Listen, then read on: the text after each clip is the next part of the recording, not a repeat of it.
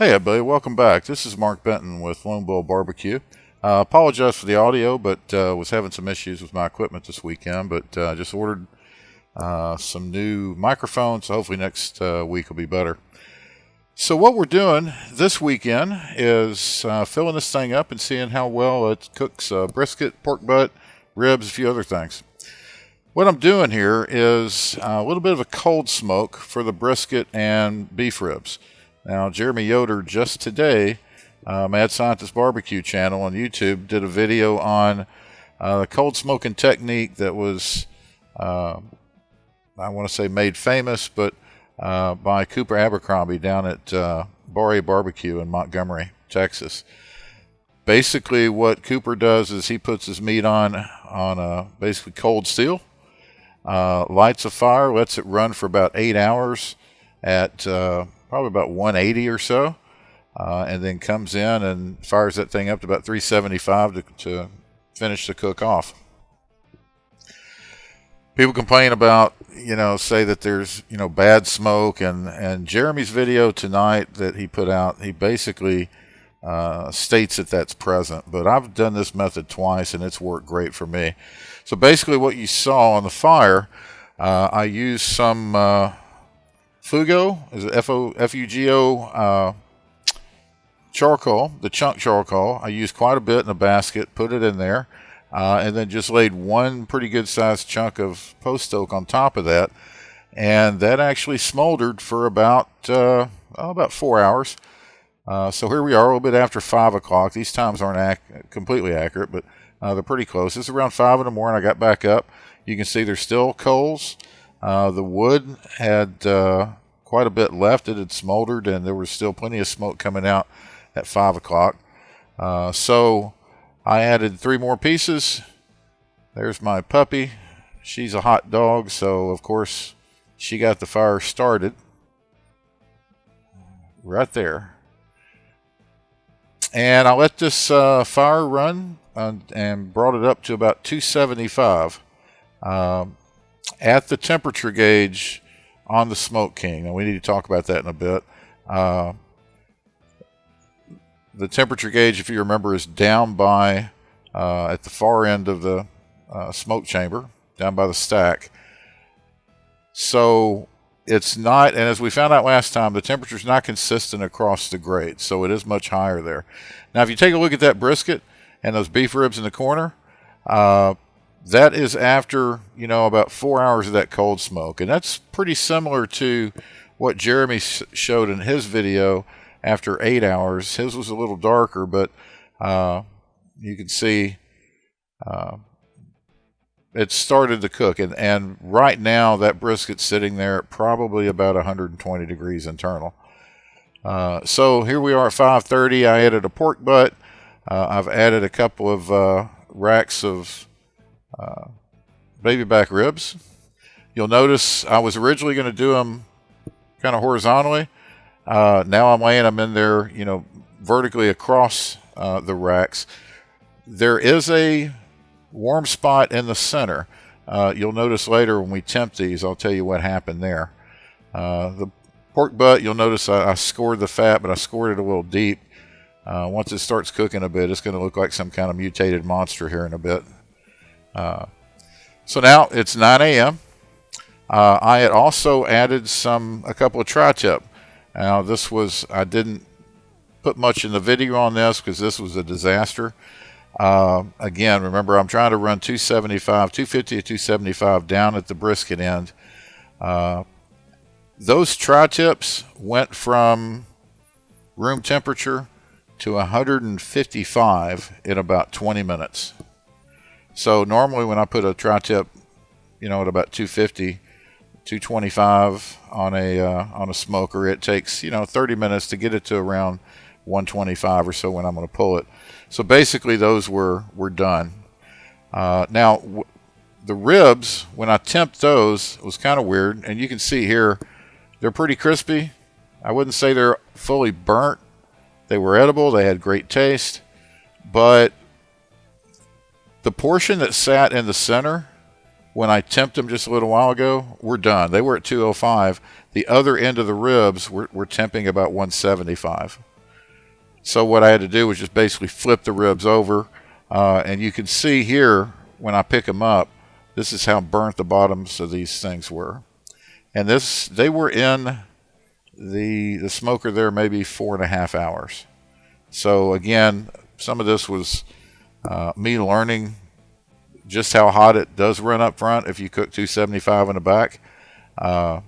Next time I won't make that mistake. And but here we are at 3:30 in the afternoon. So I'm getting some tallow made in there from the fat from the brisket. But you see the brisket's coming along well.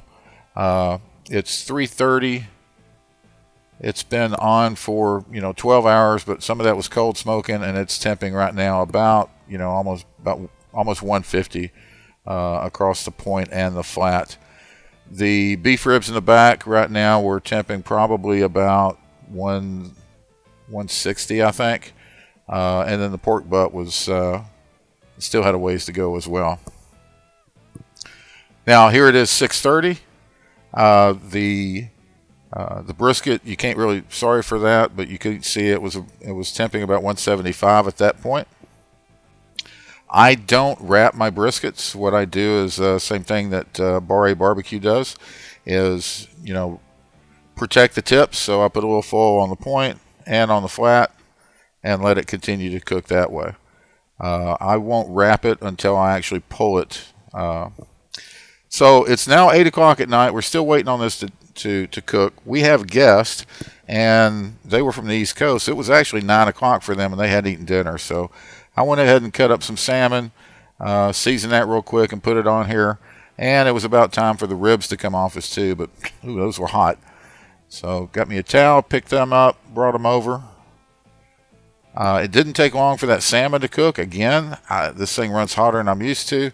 I let them get up to about 150, 155. I normally will pull salmon at about 135. But here you can see the beef ribs look good. I put a little tallow on it, wrapped it, let it sit inside the foil for, I think it was only about maybe 30, 45 minutes before we opened it back up and cut them. So those are ready and about to go into the kitchen.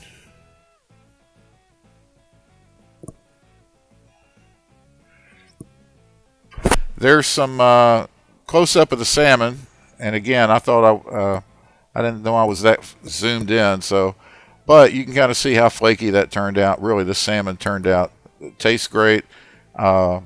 It's hard to really ruin salmon. You can overcook it and dry it out, but this was still pretty moist. And here's our beef ribs.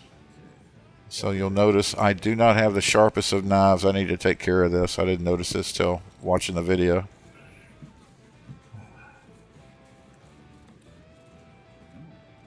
And apologies, this part was done on an iPhone as well.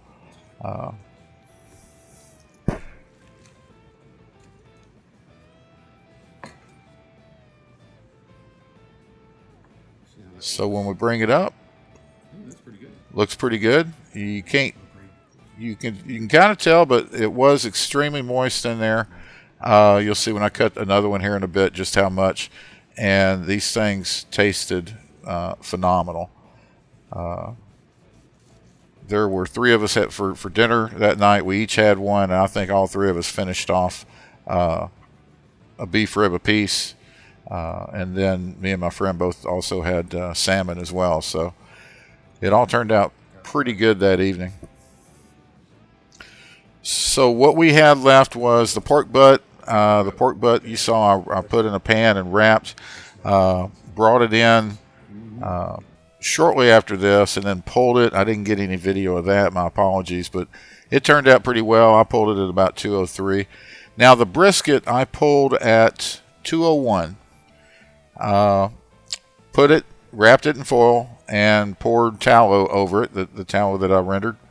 And then brought it inside, put it in a Cambro, put some pan of hot water in there, let that sit overnight, and then this was noon the next day. This was the best piece of meat to come out of all of that we did, starting at midnight the day before. So pour some of the tallow from the you know, whoops, made a mess, sorry.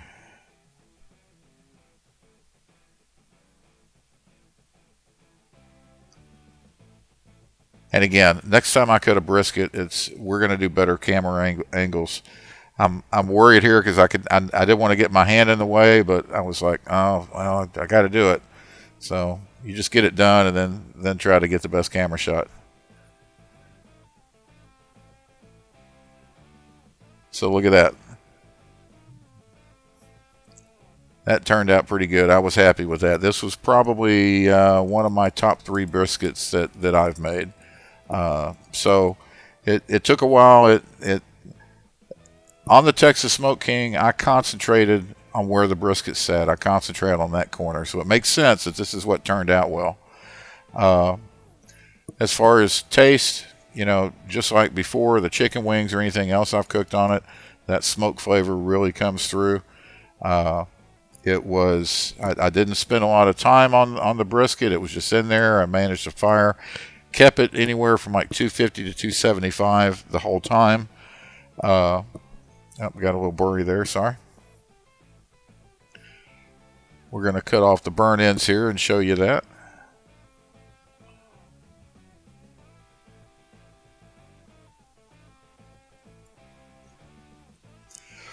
Boy, I was saying, you know, you may want to check out Jeremy Yoder's video from today, the Mad Scientist Barbecue. He saw some very different results than what I did with that cold smoke method. Now, he was trying it for 8 hours. I only did it for about 4.5 to 5 hours. But as you could tell from the coals that were still in there and the wood, it could have ran much longer than that. And it turned out well to me. It didn't. I can't taste any of that acrid, what he was talking about, cigarette ashtray smoke, that dirty smoke taste that he was getting in his brisket. This turned out fantastic. The treatment on this brisket was nothing but salt, pepper, and a little bit of garlic powder across the board. So that's all that was on it.